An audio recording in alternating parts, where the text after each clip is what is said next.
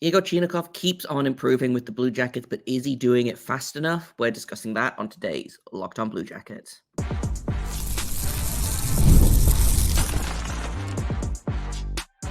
You're Locked On Blue Jackets, your daily podcast on the Columbus Blue Jackets, part of the Locked On Podcast Network, your team every day. Hello and welcome to Locked On Blue Jackets, part of the Locked On Podcast Network, your team every day. I am, as always, your host, Jay Foster, here to give you the good, the bad, and the ugly about your favorite team and mine, the Columbus Blue Jackets. Before we get started, I want to thank everyone for making this your first listen of the day every single day. Locked On Blue Jackets is free and available on all podcast platforms and over on YouTube. I also have to let you know that today's episode is brought to you by FanDuel. Make every moment more because right now new customers are going to get $150 in bonus bets with any winning $5 bet. Just visit FanDuel.com/locked-on to get started. And we're talking about Yegor Chinakhov today, who had, I think, a pretty good season. Not the season that I think everyone wanted him to have, but I think he was a good depth option for the Blue Jackets. I think he took steps forward. I just don't know if he is part of the core of this team going forward. And if he's not part of the core of this team going forward, what is his future on the team? So we'll talk about all of that. I want to start off by talking about his season as a whole. Because he hit career highs in everything. He played 53 games, which actually that was not a career high. He played 62 games in his rookie season, but 16 goals, 13 assists, 29 points. Unfortunately missed a fair amount of time with injury. I feel like he broke his foot or his ankle or something and then got injured at the very end of the season, didn't play like the final month of the season, where during that time where literally everyone was injured. So only played just over half the season, but was about 2 points every 3 games, near enough, which is, again, for a guy like Chinakhov, who has struggled at times, I thought was decent. He really looked like he looked like he'd taken steps forward this year. His shot was really dangerous. Was on pace, I think, for like probably a 22, 23 goal season if he played all 82 games. So it would have been his first 20-goal season. And he looked more like the player that we saw kind of that first season in. So he was drafted and then he did another season in the KHL and then he came over. He looked a lot more like that player that we saw in that KHL season this year than we've seen since. Obviously, he was drafted in the first round as an overager, so it was his second time through the draft. He went 21st overall, I want to say, which surprised literally everyone. Yep, 21st overall in 2020, which obviously was the COVID draft, so all bets were kind of off on that. But looking at how things have kind of shaken out for him so far, I feel pretty good about that pick. I'm gonna pull up the NHL draft and immediately be like, oh wow, look who went 22nd.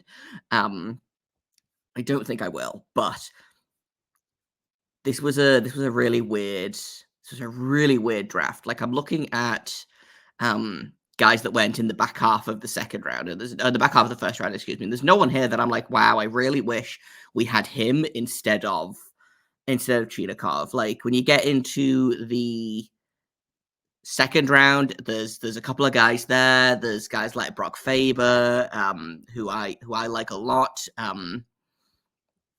There's guys like Tristan Robbins, who admittedly I'm biased, but I like him a lot. Goalie prospect Joel Blomqvist is actually who the Penguins drafted with a pick they took from Columbus via Ottawa. So there was like some pieces, but there's no one here that I'm looking at it and I'm like, man, how did the Blue Jackets not go for this guy? Like JJ Peterka, I guess, but I feel pretty good about taking Chinakhov where he was, and there's no one in the next like 20 to 30 draft selections that I'm like, wow, how, like, I don't feel bad about that, and then even going into the third round, like, anyway, the point of all that is I feel fine about this as a first round pick, as a late first round pick. And again, this kind of goes back to, I feel like people expect a first round pick to become like a bona fide first line superstar. And like, that's just not how it works. There's 30 of them, 32 of them every year. If every single one of those players turned into like a top line forward or a top line defenseman or whatever, there would be way too many players. So I feel like once you get out of, I feel like the top 10 should really aim for being like a top line or top pairing guy. And then after that, if you can get, top 6, middle 6, whatever, like, and I feel like Yegor Chinakhov was a pretty solid middle 6 piece with potential, don't get mad at me for this, potential top line upside. Do I think he hits that upside? Not necessarily, but I think the potential is definitely there, especially like when you look at this guy's shot is his biggest strength, and so put him with someone who can pass the puck, who can start the offense. Chinakhov will finish the offense. He is a much cheaper, less laser focused Patrick Laine. And I'm not comparing the two players, but they have a similar. I'm not comparing the two players in terms of like he's basically Patrick Laine, but they have a similar footprint in terms of offense, goal scoring. And I think when you see, he had 29 points this year and 16 of them were goals. So like fairly balanced, but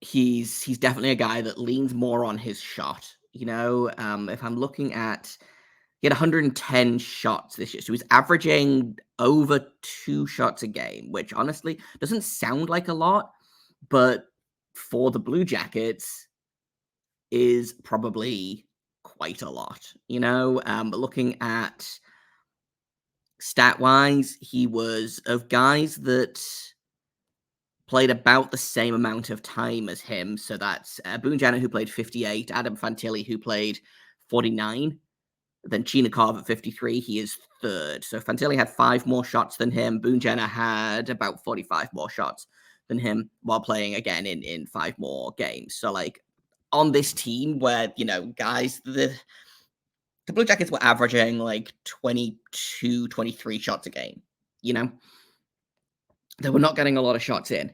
And so 2 shots a game from a guy like Chinakhov, who played mostly on the second and third lines, who didn't get a ton of ice time. He got some. He got more than the previous 2 years. He averaged just over 15 minutes, which is probably about right, if I'm being honest. I would have liked to see a little bit more. Maybe closer up to the 16 and a half minutes, maybe 17 if we're feeling frisky. But for what he was this year, which was a middle 6 forward with a very good shot, he delivered on that. I just wish he could stay healthy.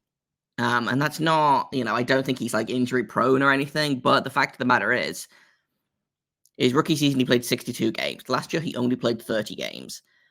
53 games this year. Like he's been here for 3 seasons and he's only at 145 games. That's not even 2 full seasons worth spread out over 3 seasons. So like, it's not, I don't think he's, made of glass like, someone like Ryan Murray is, but it's definitely something that worries me a little bit. Especially on this team where, I feel like sometimes you look at a player wrong and he gets injured. So I want to talk a little bit about what his future on the team could look like. He needs a new contract. I want to talk about that as well. So we'll do that in just a second here on Locked On Blue Jackets. First, I'm going to tell you about eBay Motors. Passion, drive, and patience is the winning formula for championships. It's also what keeps your ride or die alive. eBay Motors has everything you need to maintain your vehicle and level it up to peak performance. Superchargers, roof racks, exhaust kits, LED headlights, and more. Whether you're into speed, power, or style, eBay Motors has you covered. With over 122 million parts for your number one ride or die, you're always going to find exactly what you're looking for. And with eBay Guaranteed Fit, your part is guaranteed to fit your ride every time or your money back. Because with eBay Motors, you're burning rubber, not cash. With all the parts you need, the prices you want, it's easy to make your car the MVP and bring home huge wins.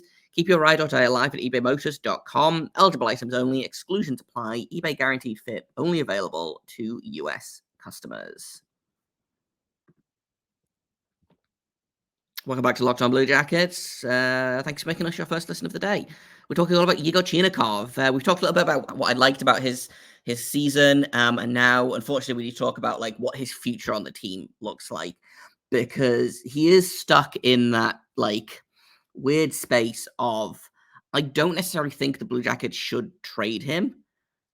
But I do think that his trade value is probably high-ish right now, and the Blue Jackets currently have, I think when I looked at it, it was 15 or 16 NHL forwards, counting, of course, like Patrick Laine, who is a question mark, and counting, and not counting, excuse me, guys like Carson Meyer, who will probably not be on the team next season. So a lot of players for not a lot of spaces, and I do wonder about Chinakhov being like the odd man out, just because is he the best fit for the third line? Or is he going to get dropped down? Like, does he fit into the top 9 of this team? Or is he going to get dropped down? And, you know, he's not a fourth line style player. He will not thrive there. He will struggle. You know, so you got to look at like, right, okay, so your top 9, we've got Gaudreau, Jenner, Fantilli, Marchenko, Sillinger, Johnson, Laine. There's 7. And then you've got guys like Texier, you've got Nylander, you've got Vronkov. All of these guys are likely top 9 guys as well, you know?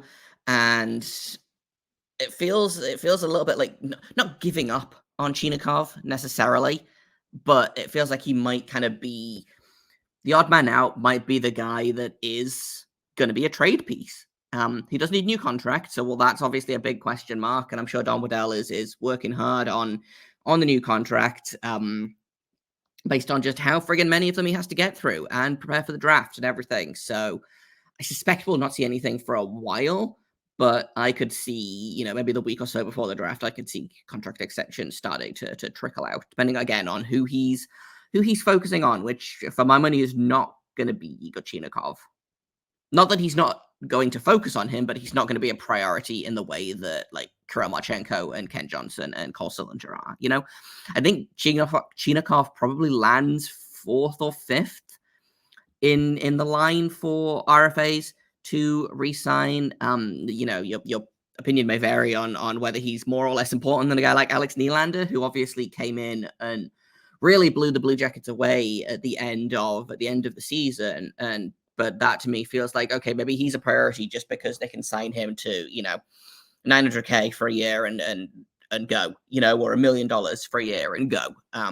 Easy negotiation, easy done, you know.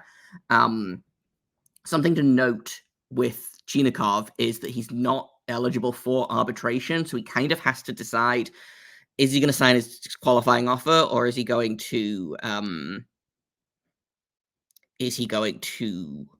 try and negotiate for better, you know? And I suspect, honestly, I wouldn't be surprised if it's just a qualifying offer, sign for a year, kick the can to the next season, which, I mean, next season you then get into things like Vronkov needs a new contract. Adabokwas needs a new contract. You know, Tarasov needs a new contract. Like, next season is better. There's less key guys that need contracts, but still, I don't know. We'll see. They're in much better cap space than I thought they were, mainly because I screwed up and did my math wrong and thought that the 8.7 for Patrick Laine was not counting against the cap right now, so they had to fit that 8.7 under the cap to then have like 14 million or whatever to re-sign all of these guys. They don't. That's not true. I messed up. That's my bad. They do in fact have 23.5 million to re-sign all of these guys. So maybe they do just re-sign them and see where they go. But just because they have the cap space for all of them doesn't mean that they should sign all of them, you know? So that's what I want to talk about now is, could he be a trade piece, and what would he be a trade piece for? You know, do they trade him and another couple of prospects for, God, I don't know. I don't think they need to trade for more defensemen. I think the defensive pipeline is already kind of clogged. I know that they're looking for centers, but that was under the old the old management group, and I don't know what Don Waddell thinks of the center depth on this team. So again, it's really tough to know like what's going to happen, because I don't know what Don Waddell's going to want to do. Is he satisfied with the fact that, you know, down the middle you've likely got Fantilli, Sillinger, Voronkov, Texier, Kuraly down the middle. Jenna can play down the middle. Like, are they still going to go out and try and get a center?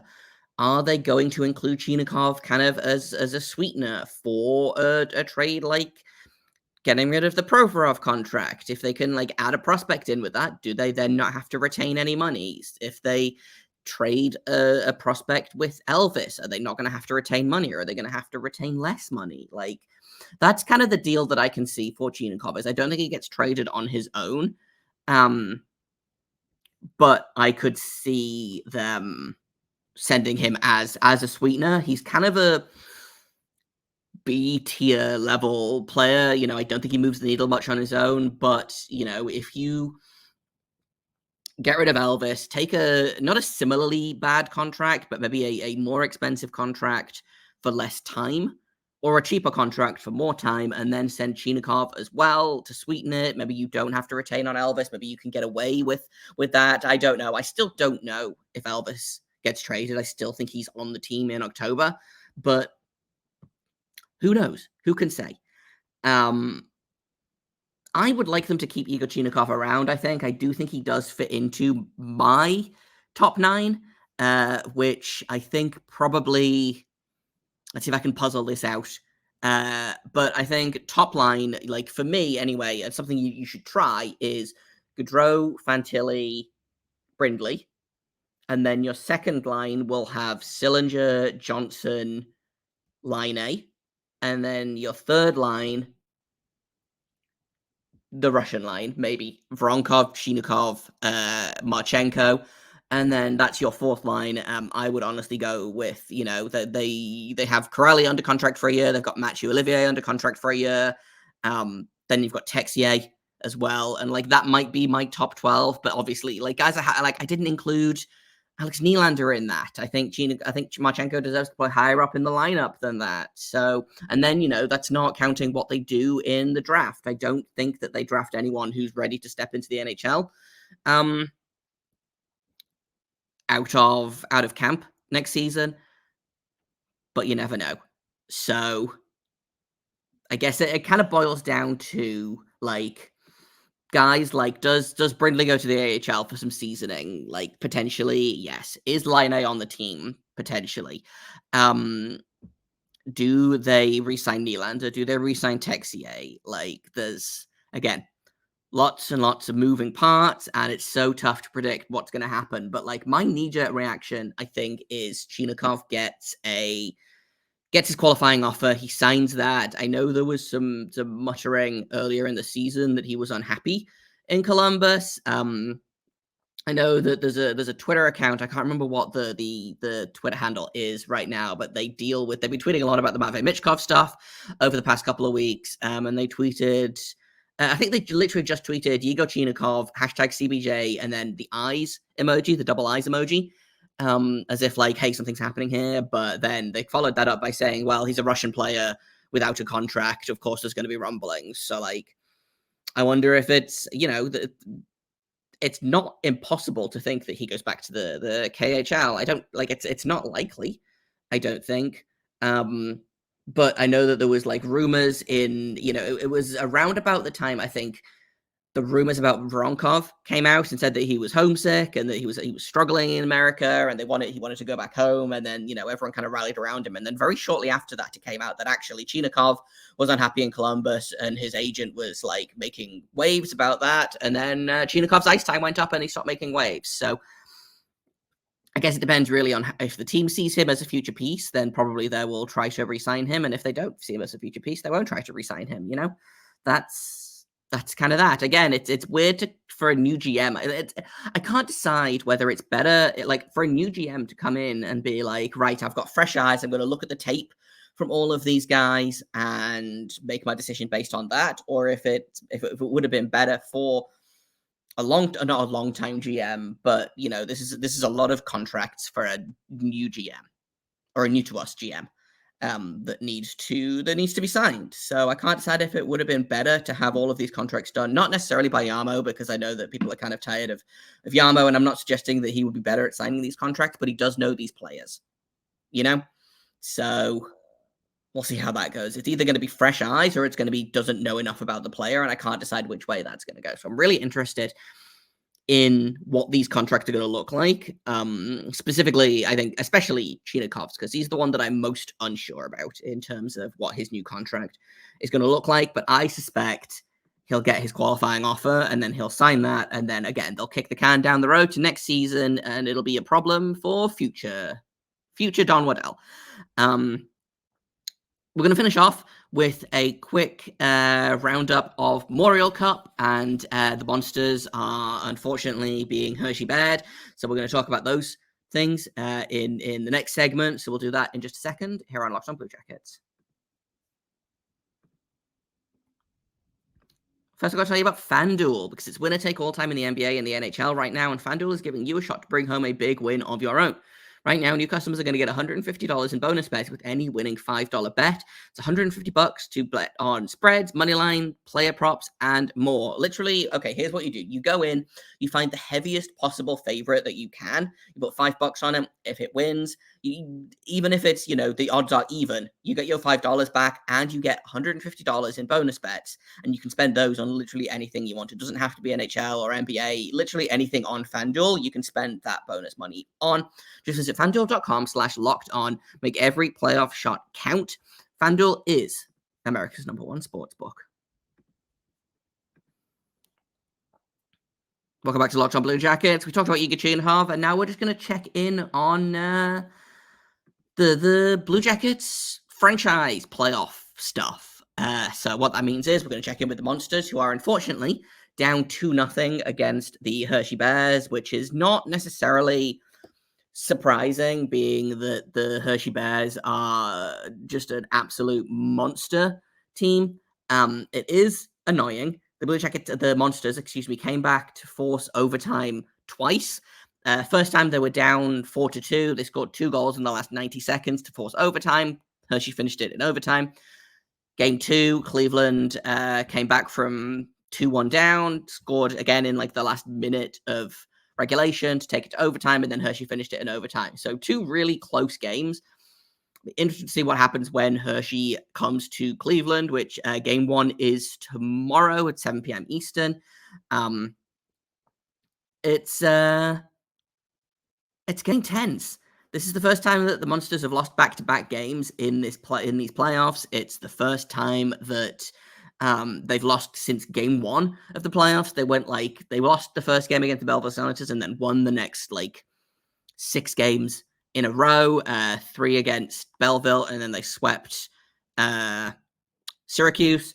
And here's a fun fact. David Jiricek is currently leading the Monsters in points this playoffs. He's got 9 points in 9 games, including he has both game tying goals, I believe, in the series so far. So it will be really great to see them get a win on Tuesday to make the series 2-1. If they could tie the series going back to Hershey, even better. Although I think the series is going to be 2 games in Hershey, which they've just done, and then 3 games in Cleveland, and then 2 games in Hershey because of travel stuff. So if the Monsters can win all 3 games in Cleveland, things are looking promising.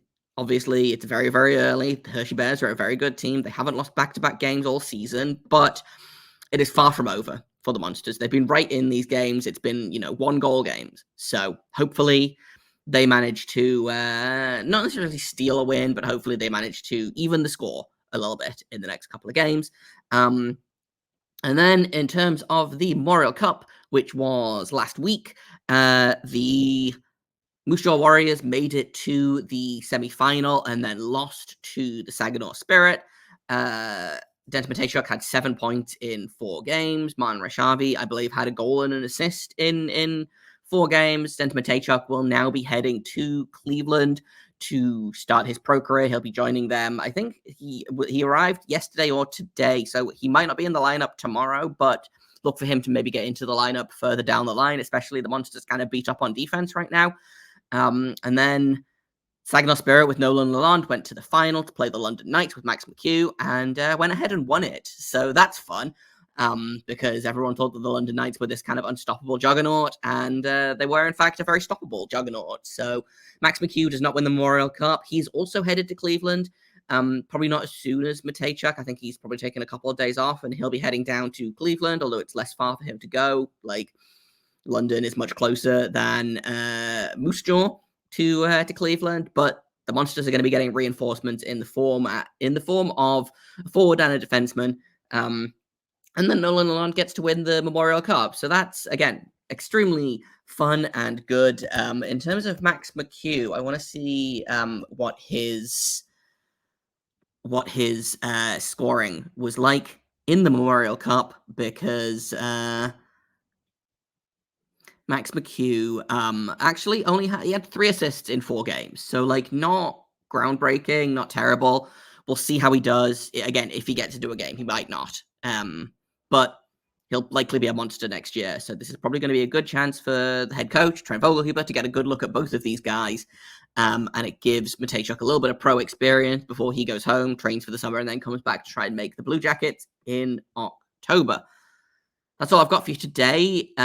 Tomorrow, we are going to take a look at the 2020 draft, actually, which is appropriate since we've the 2019 draft. So not quite as appropriate. But last year, we looked at the 2018 draft because, they say that you need 5 years to really know what a draft is going to look like. So last year, we looked at the 2018 draft because it's been 5 years. This year, we're going to look at the 2019 draft. It's a lot thinner on the ground, but there's a couple of pieces there that are exciting. So we'll take a look at that, and again, look at some guys that were drafted around them, after them, whatever, and see kind of what's going on with the 2019 NHL draft for the Blue Jackets. That's going to be tomorrow's episode. Thank you for listening to this episode, for making us your first listen of the day every single day. Locked on Blue Jackets is free and available on all podcast platforms. We're over on YouTube and on SiriusXM.